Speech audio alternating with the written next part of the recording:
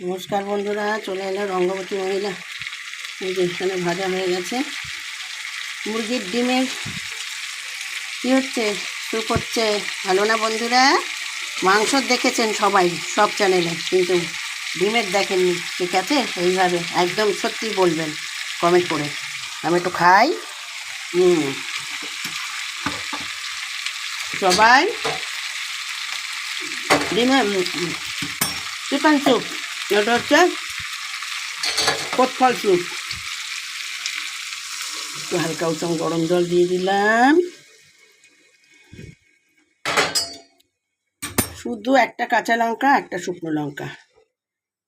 এই কালারটা এসে কী করে বলবো? চিনির মধ্যে, তেলের মধ্যে যে চিনিটা দেওয়া হয়েছে যার জন্য। ধনেপাতা দিয়ে দেবো, দারুণ হবে খেতে বন্ধু।